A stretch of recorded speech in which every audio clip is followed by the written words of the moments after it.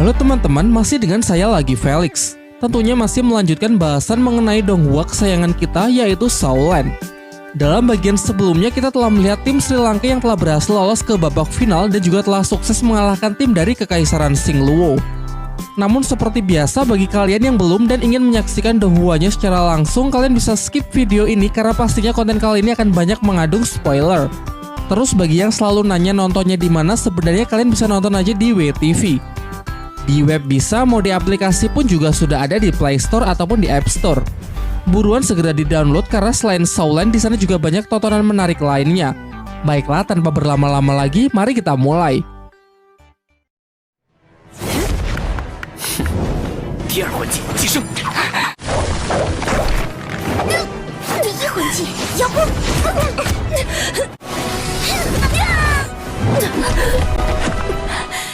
Pasca pertempuran yang cukup menegangkan melawan Akademi Kekaisaran Singluo, tim Sri Lanka bergegas kembali ke perkemahan. Di perjalanan mereka sempat berpapasan dengan ketua dan wakil ketua tim utama dari Akademi Kekaisaran Tiando, yakni Yu Tianheng dan Du Guyan. Tianheng memulai percakapan dengan memuji kemampuan dari tim Sri Lanka yang sudah semakin kuat semenjak pertarungan mereka dulu. Kemudian ia meminta kepada Tangsan untuk menyaksikan pertarungan timnya besok melawan tim dari Balai Roh Pelindung.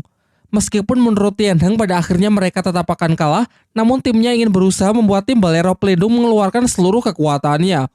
Tangsan mengatakan kalau tidak ada yang tahu sebelum mencoba. Jika dari awal Tianheng sudah tidak memiliki keyakinan akan menang, maka tim Tiando tidak layak bersaing dengan tim Sri Lanka. Pasca pertarungan terakhir, Oishiki dan Mang Ho Junla yang terluka cukup parah. Tetapi menurut Guru Xingming tidak perlu cemas karena mereka berdua akan segera pulih setelah istirahat 1 malam. Pada malam harinya, Dai Mubei mengajak Tangsan bicara mengenai identitas dirinya yang sebenarnya adalah pangeran ketiga dari kerajaan Singluo. Dan Dai Weixi yang mereka lawan hari ini adalah kakaknya yang merupakan pangeran pertama. Di sini Tangsan mempertanyakan mengapa persaingan antar pangeran Kekaisaran Singluo harus saling membunuh. Menurutnya hal itu tidak masuk akal karena bisa merusak hubungan keluarga dan persaudaraan. Dai Mubei kemudian menjelaskan bahwa sebenarnya bukan literally dibunuh, melainkan akan diasingkan di perbatasan, tidak diperbolehkan mengembangkan kekuatannya dan dilarang ikut campur dalam urusan kekaisaran. Meski terlihat kejam, namun tradisi ini sudah berlangsung selama berabad-abad dengan tujuan untuk selalu melahirkan sosok pemimpin yang sangatlah kuat. Ia lalu juga menjelaskan bahwa Kekaisaran Singluo memiliki kekuasaan yang sebenarnya jauh lebih luas ketimbang Kekaisaran Tiando, dan Balai Roh Pelindunglah yang menjadi pihak penengah dari dua kekaisaran tersebut. Karena jika sampai perang pecah dan Kekaisaran Singluo berhasil mengambil alih kekuasaan atas Tiando, maka kekuatan tempurnya akan menjadi jauh lebih kuat, yang dikhawatirkan bisa dengan mudah mengalahkan Balai Roh Pelindung itu sendiri, sehingga dengan alasan itulah pihak mereka terus menjaga kestabilan tersebut. Dai Mubei sudah memutuskan bahwa ia dan Su Ying akan kembali ke kerajaan Singluo setelah turnamen berakhir, mengingat ia sudah berhasil menandingi kakaknya. Ia kemudian menawarkan kepada Tangsan untuk ikut dengannya, karena Kekaisaran Singluo akan menjadi tempat yang sangat aman. Kekuatannya lebih besar dari Kekaisaran Tiando dan bahkan Balai Roh Pelindung pun tak akan berani macam-macam. Namun Tangsan belum bisa mengiyakan tawaran tersebut dan ingin meminta saran dari Master Xiao terlebih dahulu. Mubei pun tak akan memaksa, tetapi jika ingin ikut dengannya, ia bersedia menyediakan tempat berlatih terbaik kepada Tangsan agar bisa terus mengembangkan potensinya. Dan kelak jika dirinya sudah menjadi kaisar dari Kekaisaran Singluo, ia berjanji akan menjadikan Tangsan sebagai penasihat dari seluruh pasukan militernya. Tangsan mengatakan kalau nanti ia memutuskan memilih salah satu pihak, maka pihak Dai Mubei akan menjadi pilihan pertamanya. Selain itu, jika kelak Mubei mengalami masalah dan memerlukan bantuannya, ia berjanji pasti akan datang tidak peduli mau sejauh apapun. Keesokan harinya, tibalah pertarungan tim dari Akademi Tiando melawan tim dari Balai Roh Pelindung. Dijelaskan kalau sejauh ini Balai Roh Pelindung belum menunjukkan kekuatannya yang sebenarnya, dan kali ini untuk pertama kalinya 3 Master Roh yang mendapatkan julukan sebagai generasi emas Balai Roh Pelindung pun diturunkan. Yang pertama bernama Xie Yue, Master Roh level 52 pemilik kekuatan roh pelindung belati bulan sabit. Yang kedua bernama Hu Lena, Master Roh level 53 pemilik kekuatan roh pelindung rubah iblis. Teknik hipnotisnya bahkan dijelaskan lebih kuat dari teknik roh milik Xiao Wu. Dan yang ketiga bernama Yan, Master Roh level 51 pemilik roh pelindung api vulkanik. Selain itu, keempat Master Roh di belakangnya juga masing-masing memiliki kemampuan unik yang tentunya tidak bisa dipandang remeh. Di sisi seberang ada tim Kekaisaran Tiando yang masih diketuai oleh Yu Tianheng, Master Roh level 43 yang merupakan keturunan langsung dari Sekte Naga Tiran Petir Biru. Tepat di sampingnya adalah Du Guyan yang selama ini kita kenal sebagai cucu dari kakek Dugu. Secara keseluruhan, kekuatan dari tim Kekaisaran Tiando masih jauh berada di bawah tim Balai Roh Pelindung. Bahkan ketuanya saja sudah terpaut 9 level. Meskipun kemarin telah dibuktikan tim Sri Lanka bahwa level bukanlah segalanya, tetap saja pertarungan ini pasti akan menjadi sangat berat bagi Tian Heng dan kawan-kawannya. Di awal, pihak Balai Roh Pelindung menyerang mental lawan dengan mengatakan agar pertarungan ini tidak perlu dilanjutkan, mengaku kalah saja karena sudah jelas siapa yang akan menjadi pemenangnya. Namun Tian Heng tak goyah dengan gertakan tersebut dan tetap menunjukkan kepercayaan dirinya yang masih sangat tinggi.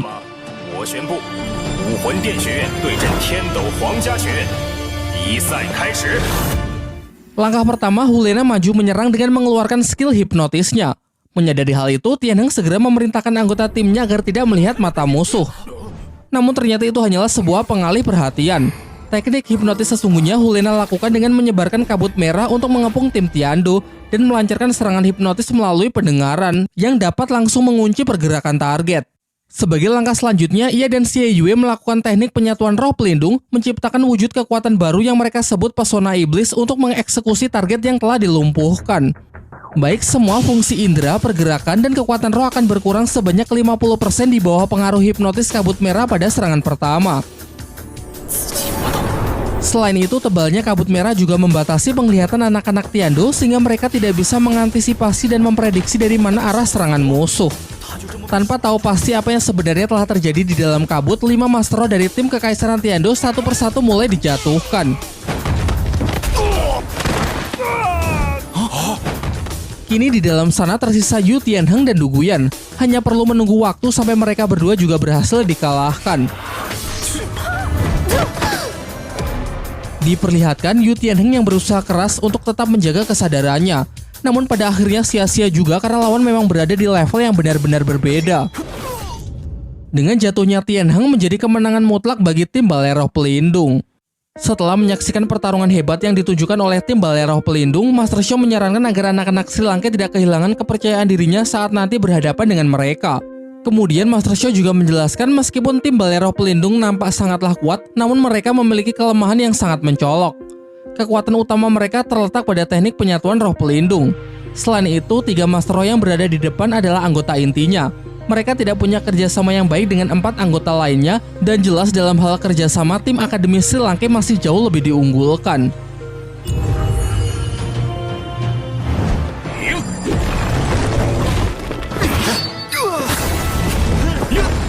Pertarungan demi pertarungan telah berlalu meskipun scene lengkap pertarungannya tidak diperlihatkan. Kini terpilih 3 tim yang masuk ke pertandingan 3 besar, yaitu tim dari Akademi Chen Feng, tim dari Akademi Sri Lanka, dan tim dari Balai Roh Pelindung. Singkat cerita, hari pertarungan pun telah tiba. Arena yang dipilih berbeda dari arena babak sebelumnya, dan kali ini dalam upacara pembukaannya, Bibidong sang pemimpin suci Balai Roh Pelindung memberikan sambutannya. Semua peserta berlutut untuk memberikan hormat. Namun Tangsan enggan melakukannya karena selama ini ia hanya akan memberikan penghormatannya kepada guru dan juga ayahnya saja. Bibidong kemudian menatap Tangsan dengan pandangan intimidatif. Sehingga untuk mengantisipasi hal itu, Tangsan segera mengaktifkan mata iblis ungunya.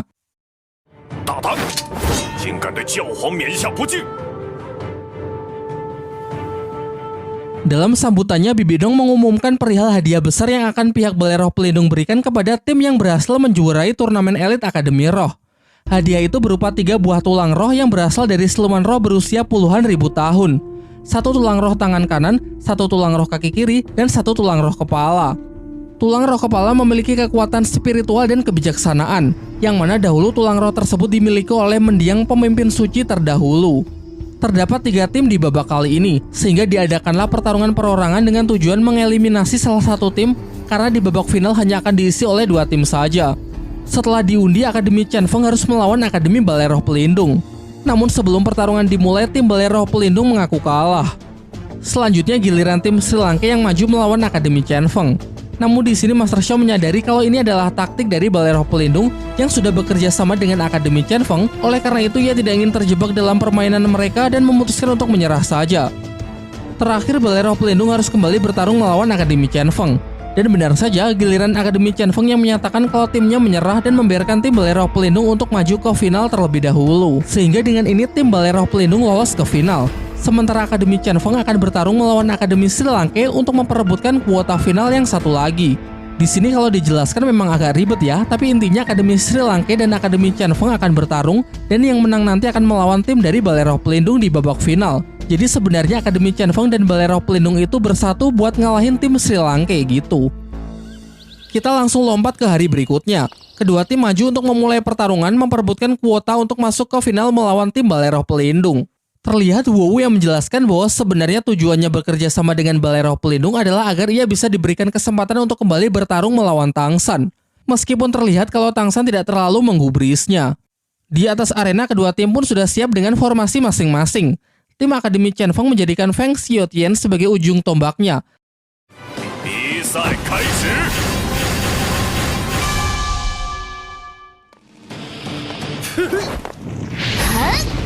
Dengan dukungan dari tipe support di belakangnya yang disalurkan ke tubuh Wowu, ia memperkuat skill sayap badai Feng Xiaotian dengan teknik kekuatan roh pelindung gabungan. Gabungan dari keduanya secara teori memang sangatlah dimungkinkan karena pada dasarnya angin memanglah bisa digunakan untuk memperkuat api.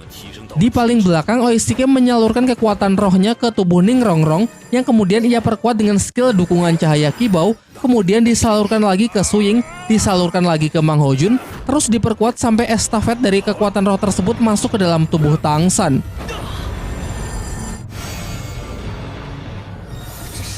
Dan inilah teknik penyatuan kekuatan roh 7 orang.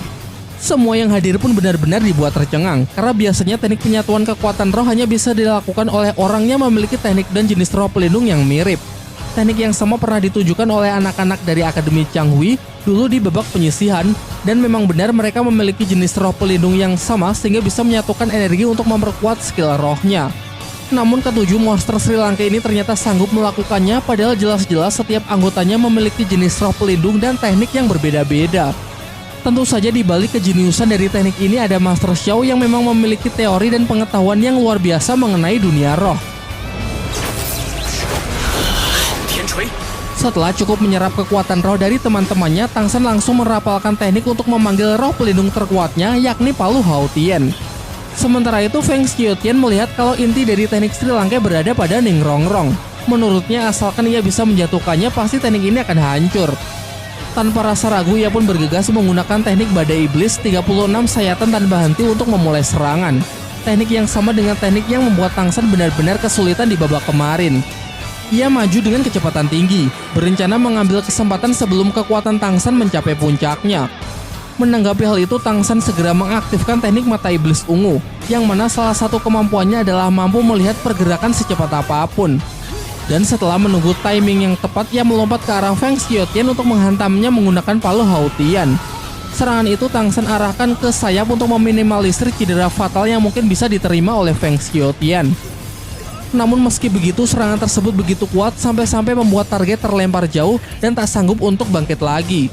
Memang benar bahwa di pertarungan sebelumnya teknik ini benar-benar menyulitkan Tang San dan memaksanya untuk bertarung dalam waktu yang cukup lama. Namun siapa sangka sekarang ia bisa mengalahkannya hanya dengan sekali serang saja.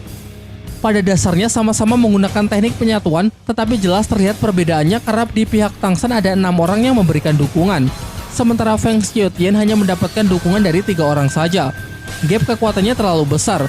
Selain itu, kesalahan terbesar dari Feng Xiaotian adalah menggunakan teknik yang sama saat berhadapan dengan Tang San dulu. Tentunya semenjak pertarungan terakhir mereka dulu, Tang San sudah jauh meneliti mengenai teknik 36 sayatan tanpa henti milik Feng Xiaotian tersebut. Ia merumuskan sebuah teori bahwa teknik tersebut memiliki kelemahan yang sama dengan teknik palu acak miliknya, yaitu selama teknik tersebut bisa diganggu di awal, maka kekuatannya tidak akan bisa dikerahkan. Mengandalkan penglihatan unik miliknya, sedari awal Tang San sudah menangkap pergerakan dari Feng Xiaotian. Dan ketika Feng Xiaotian masih menambahkan kecepatan, merupakan waktu yang tepat untuk mengganggunya sebelum mencapai kekuatan puncak. Namun kini Master Xiao merasa kalau situasi Tang San menjadi lebih berbahaya karena Palu Hao Tian telah diperlihatkan terlalu banyak, yang mana hal ini membuat hasrat Balai Roh Pelindung untuk membunuhnya pasti akan menjadi lebih kuat. Ketika menyaksikan Feng Xiaotian yang telah dikalahkan hanya dengan satu serangan saja, membuat Huowu sangat kesal. Bersama anggota yang masih tersisa, ia segera merapalkan teknik untuk melakukan serangan balasan. Di waktu itu juga Tang San bergegas menarik kembali Palu Hao Tian yang wujudnya sekarang lebih besar dari tubuhnya sendiri. Dan bukannya surut, kekuatan dari Palu Hao Tian justru semakin menggila. Seakan Tang San akan bersatu dengan roh pelindungnya tersebut.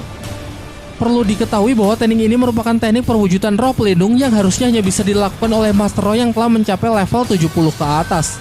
Dengan kekuatan yang didapat dari keenam temannya ditambah lagi peningkatan dari skill support cahaya Kibouning Rongrong, Guru Liu Erlong mengatakan kalau kekuatan Tang San sekarang pasti sudah setara dengan Master Roh level 70. Tidak ingin menunggu sampai Tang San benar-benar mencapai kekuatan puncaknya, Wu Suang bersama anggota lainnya yang belum ingin menyerah segera maju untuk mengganggu Tang San. Tetapi sayangnya mereka terlambat. Ledakan dari energi yang Tang San kumpulkan lebih dari cukup untuk menjatuhkan seluruh anggota tim dari Akademi Chen Feng.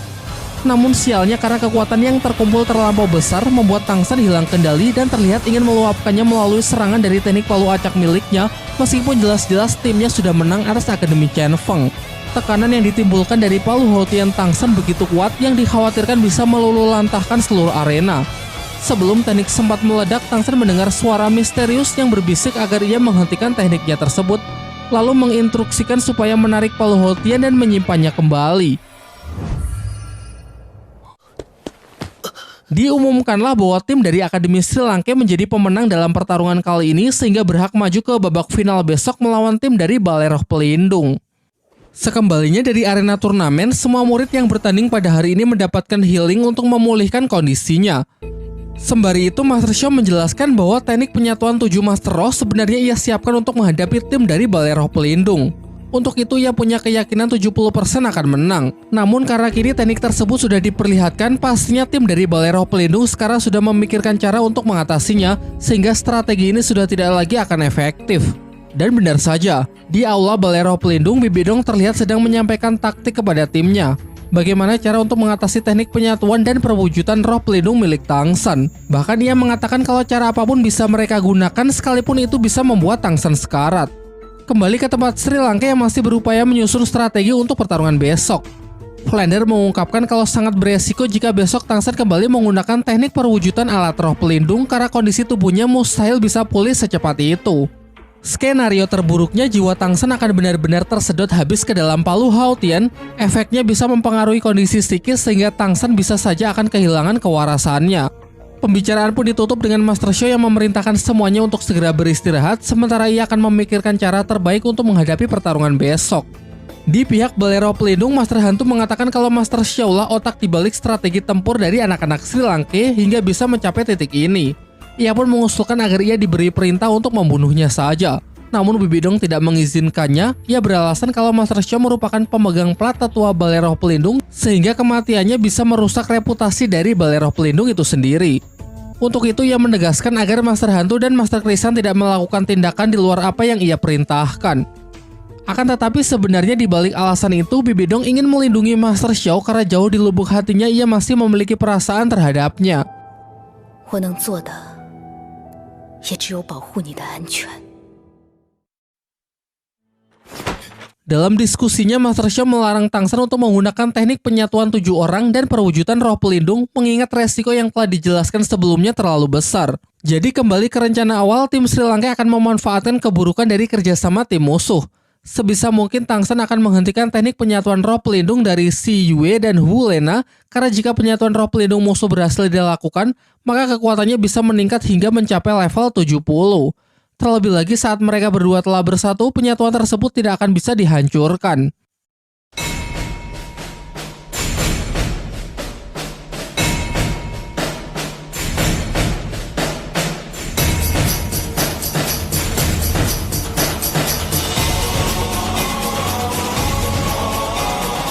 Dalam perjalanan menuju arena babak final, tim Sri Lanka berpapasan dengan tim lain yang sudah lebih dulu gugur dari turnamen. Mereka semua kagum dengan tekad Tang San yang sudah sampai di titik ini. Seakan menaruh harapan besar kepada tim Sri Lanka yang akan mengukir sejarah baru dalam turnamen Akademi Roh Elite yang mana sebelumnya tim Balai Roh Pelindunglah yang selalu menjadi juaranya.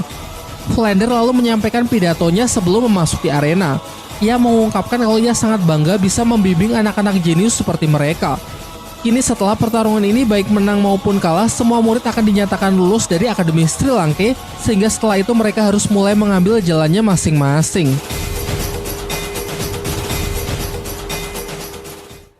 Singkat cerita, kedua tim mulai memasuki arena. Seperti pertarungan yang lalu, Hu Lena memulai serangannya dengan teknik hipnotis untuk melumpuhkan target. Akan tetapi Tang San pastinya sudah mengantisipasi hal tersebut.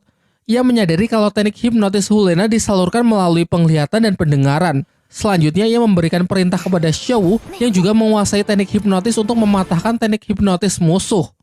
Terbilang cara yang cerdik untuk melawan hipnotis dengan hipnotis. Meskipun gagal melancarkan serangan hipnotisnya, Hulena masih mempunyai teknik kabut merah untuk membatasi pergerakan dari tim Sri Lanka. Kesempatan itu ia gunakan untuk melakukan penyatuan roh pelindung dengan Su Yue. Ditambah dengan adanya dukungan dari tipe support di belakangnya, membuat mereka berdua dengan segera bisa langsung bersatu dan siap menyelesaikan pertarungan dengan cepat seperti apa yang mereka lakukan kepada tim dari Akademi Tiandou. Sementara itu, Tang San mulai mengingat perkataan dari Tian Heng. Meskipun Tian Heng tahu kalau timnya tidak akan bisa menang, ia tetap mengambil resiko bertarung dengan tujuan supaya tim Balai Roh Pelindung bisa segera menunjukkan teknik pamungkasnya tersebut, membukakan jalan kepada tim Sri Lanka untuk bisa mengcounternya.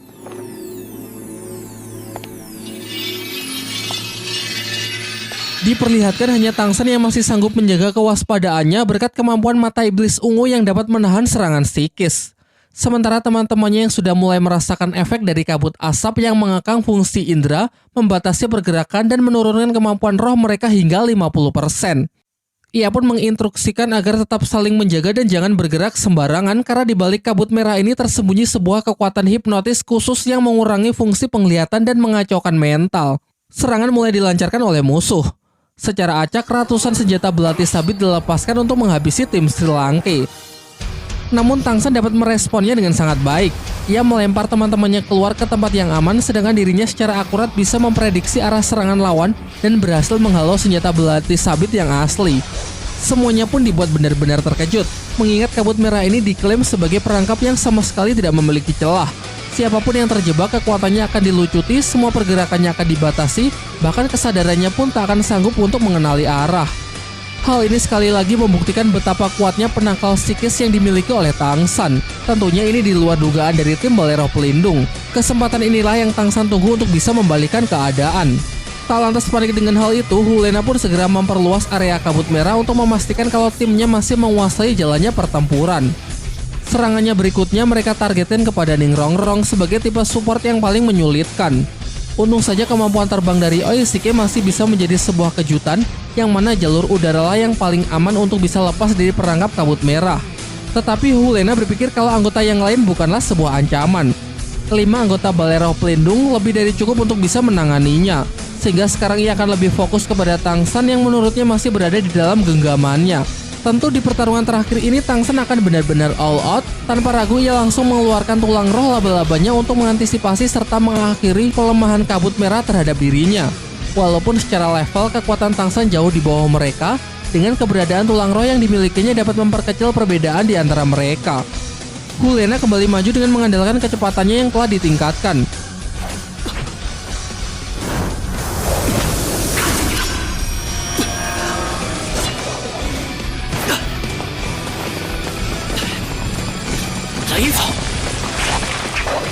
Rumput biru perak bisa dihancurkan dengan sangat mudah. Terjadilah benturan antara tulang rohnya melawan senjata musuh, dan sayangnya tulang roh Tang San tak memiliki durability yang cukup kuat untuk bisa menahan tajamnya belati bulan sabit.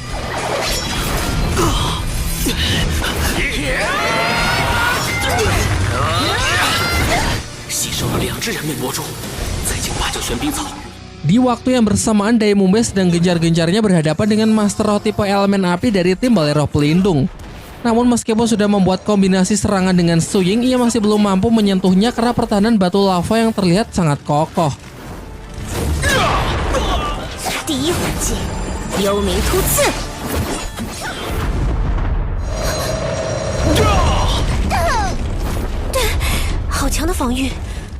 Sementara tim Sri Lanka yang lain berhadapan dengan Master Roh yang memiliki skill serangan jarak jauh yang sangat kuat, namun masih belum cukup kuat untuk menembus perisai pelindung emas milik Xiaowu.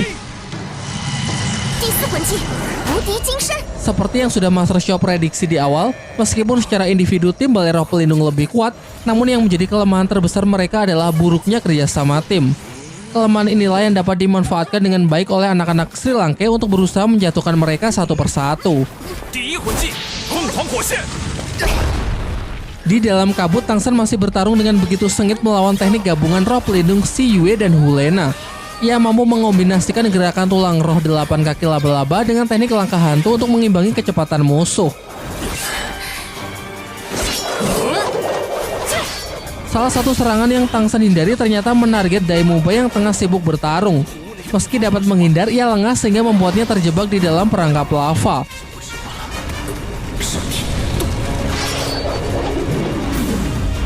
Untung saja Tang San melepaskan skill keempatnya dengan tepat, melindunginya sebelum belati bulan sabit sempat merobek ginjalnya.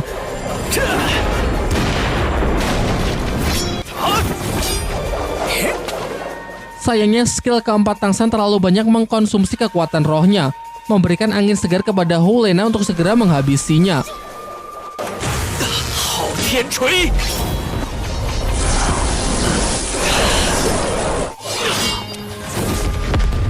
Dua sabit bulan langsung ditembakkan ke arahnya. Karena tak mungkin menangkis keduanya secara langsung, Tang San menggunakan teknik rahasianya. Dengan perhitungan matematis, ia dapat mengukur seberapa kuat dan serangan sudut yang tepat untuk menghalau serangan belati sabit yang kedua. Secara teori, teknik penyatuan roh pelindung mengkonsumsi banyak kekuatan roh. Hu Lena sudah mempertahankan teknik tersebut semenjak pertarungan baru saja dimulai, jadi ini pasti akan menjadi serangan terakhirnya. Bentrokan yang begitu dahsyat mematahkan satu persatu tulang roh kaki laba-laba milik Tang San. Tepat setelah semuanya patah, ia menghantam lawan dengan palu Hao Tian, memisahkan teknik penyatuan roh Si Yue dan Hu Lena yang memang sudah mencapai batasnya. Namun karena hal itu, kondisi Tang San juga tak lebih baik. Dengan patahnya seluruh tulang roh menyisakan luka yang sangat parah. Sementara Si Yue dan Hu Lena meski kehabisan kekuatan roh namun masih sanggup berdiri. Jadi apakah ini pertanda kekalahan Tang San? Oh, tentunya tidak semudah itu. Dari sinilah Tang San menunjukkan kemampuan yang sesungguhnya, yaitu serangan senjata rahasia dari Sekte Tang. Namun karena aturan yang melarang penggunaan senjata selain roh pelindung, ia memanfaatkan pecahan tulang roh untuk melepaskan tekniknya tersebut. Ia menyebutnya dengan sebutan pantulan sayap kelelawar. Meski pada awalnya dapat ditangkis dan dianggap remeh oleh musuh, namun kengerian dari senjata rahasia adalah kemampuannya yang memberikan serangan kejutan dari arah yang tidak dapat diprediksi. Dengan perhitungan yang sangat tepat secara matematis, dapat membuat senjata rahasia terbang dengan jalur khusus, arah tembakan dan sudutnya sulit untuk ditebak. Walaupun tidak memberikan serangan fisik langsung yang parah, efek racun laba-laba yang masuk melalui luka sayatan sangatlah kuat, hingga sanggup melumpuhkan target hanya dalam hitungan detik. Pecahan tulang roh yang Hu Lena dan Si Yue tangkis dimanfaatkan untuk saling melukai. Dengan ini keadaan pun berubah drastis. Dari pihak balai roh pelindung, hanya master tipe elemen api yang dapat menghalau pecahan tulang roh. Meski Tang San sudah jatuh pingsan, masih ada 6 anggota lain yang siap mengepungnya. Mu Bei melakukan teknik fusion dengan Su Ying, melancarkan serangan kombinasi dengan Mang Hao Jun, dan masih diperkuat lagi dengan teknik support cahaya kibau dari Ning Rongrong. Sudah jelas tak butuh waktu lama bagi musuh untuk mampu bertahan, dan pada akhirnya seluruh anggota tim balai roh pelindung pun berada di dalam tekanan.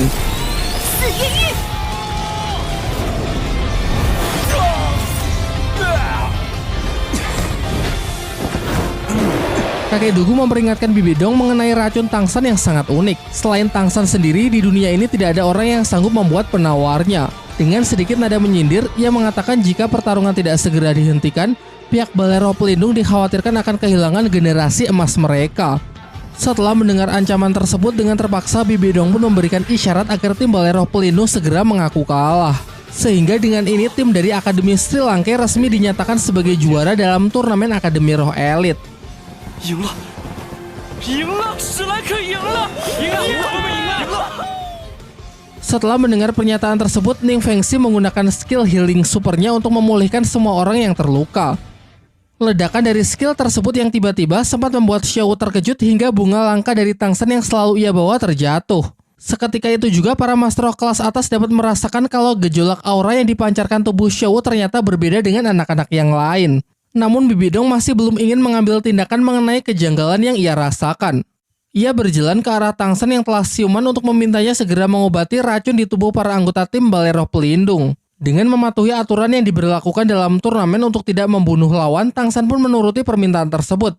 Namun tidak seluruh racun ia serap kembali.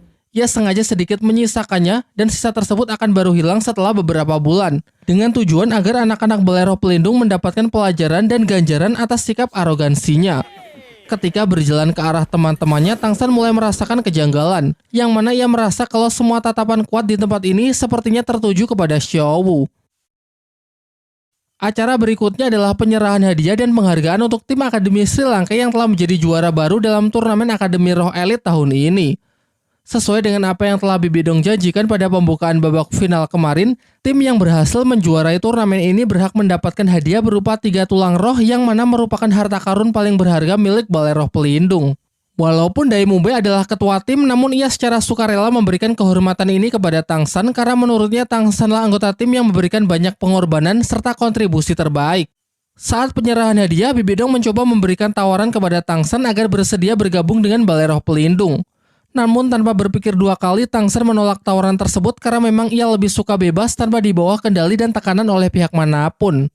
Tulang roh merupakan atribut yang tidak bisa diserap oleh sembarang orang karena dibutuhkan kecocokan tipe jenis roh. Maka dari itu, Master Xiao yang paling paham untuk mendistribusikan ketiga tulang roh tersebut kepada murid-muridnya. Tulang roh kaki kiri sebagai atribut kecepatan akan diberikan kepada Su Ying.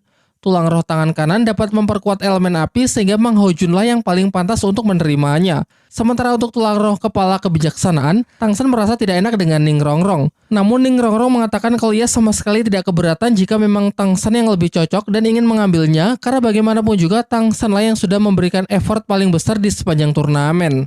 Master Xiao kemudian ingat kalau Tang San masih menyimpan tulang roh yang ia dapat dari Master Xinian. Selain sangat cocok dengan Master Roh tipe serangan psikis, tulang roh tersebut juga akan sangat cocok untuk tipe support seperti Ning Rongrong. Barulah setelah acara bagi-bagi rezeki tersebut, pihak Balai Roh Pelindung pun mulai menunjukkan taringnya. Bibi Dong segera memberikan perintah kepada 2 Master Rohnya untuk menangkap Xiao Wu. Namun untung saja serangan itu dapat dihentikan oleh Chen Xing si Master Pedang. Tidak berhenti sampai di situ, puluhan Master Roh yang telah Bibi Dong siapkan di belakang mulai berdatangan untuk mengepung mereka. Jelas alasannya karena kini terungkap sudah kalau Xiao Wu adalah jelmaan dari siluman roh berusia ratusan ribu tahun yang telah bermutasi menjadi wujud manusia. Aura silumannya selama ini tersamarkan oleh kekuatan bunga langka yang selalu ia bawa. Dan tadi saat bunga tersebut jatuh, aura siluman di tubuh Xiao Wu dapat dirasakan dengan jelas oleh para Master Roh bergelar Daoluo. Tang San kemudian menjelaskan situasinya kepada teman-temannya yang masih kebingungan kalau memang benar bahwa Xiao Wu bukan manusia asli, melainkan siluman roh yang bermutasi. Sebenarnya ia sudah tahu terlebih dahulu. Waktu itu kekuatan mata iblis ungunya mengalami peningkatan pesat sehingga dapat melihat aura berbeda yang terpancar dari dalam diri Xiao Wu. Namun kendati demikian, kasih sayang Guru Liu Erlong kepada Xiao Wu sama sekali tidak berubah. Begitu pula dengan Dai Mubai, ia mengatakan dengan tegas memang apa pentingnya mempermasalahkan siluman atau manusia. Karena baginya Xiao Wu tetaplah bagian dari Akademi Sri Langke. Dukungan juga terus berdatangan dari guru dan teman-temannya yang lain. Mereka berjanji akan selalu bersatu baik hidup maupun mati. 3 mantan personil tim segitiga emas maju di garis depan untuk melindungi murid-muridnya. Dan masih ada kakek Dugu yang sudah menyatakan kalau dirinya adalah bagian dari Akademi Sri Langke juga. Tentunya sebagai pemimpin suci dari Balai Roh Pelindung, kekuatan dari Bibi Dong benar-benar tidak terbayangkan. Dengan tekanan yang ia lepaskan dari cincin roh merah berusia ratusan ribu tahun cukup untuk membatasi pergerakan dari kakek Dugu dan segitiga emas yang bahkan telah menggunakan teknik penyatuan kekuatan roh pelindung.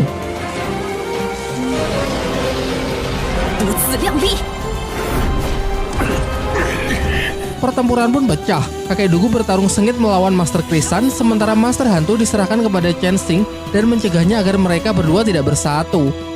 Tekanan yang diberikan oleh Bibi Dong semakin lama juga semakin bertambah kuat.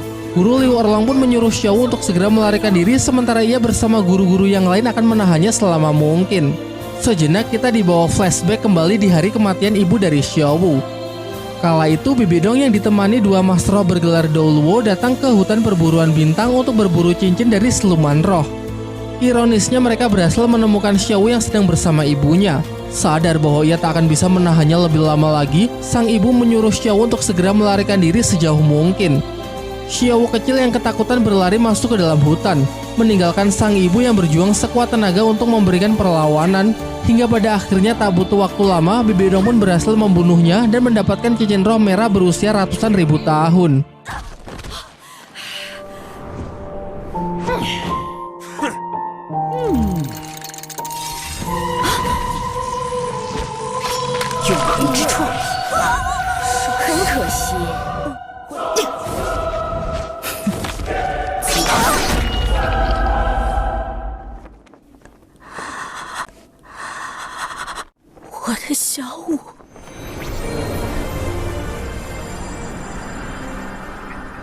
Meskipun Xiao berhasil selamat, kematian dari sang ibu menyisakan luka dan penyesalan yang teramat dalam.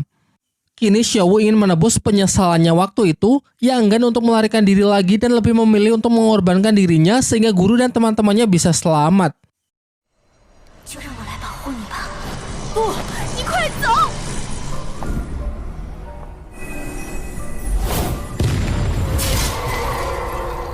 Ia berencana menggunakan teknik bunuh diri seperti yang dulu pernah dilakukan oleh Ibu Tangsan. Menyadari hal itu, Master Kristen bersama Master Hantu segera bertindak cepat untuk berusaha menghentikannya. Seketika itu juga Tangsan yang tak kuasa menahan dirinya lagi mengeluarkan palu Haotian lalu bergegas masuk ke dalam pertempuran demi melindungi Xiaowu. Akan tetapi di detik-detik terakhir sebelum kekuatan mereka bertumbukan, sebuah palu Haotian lain yang diselimuti kekuatan roh berwarna merah muncul untuk memisahkan kedua belah pihak. Langit dan bumi pun seraya bergetar ketika Tang Hou mengangkat palu Haotian, yaitu bersiap merilis teknik perwujudan roh pelindung dalam skala yang jauh lebih besar. Bibi Dong bersama dua bawahannya maju untuk berusaha menahannya. 教皇殿前，教皇殿，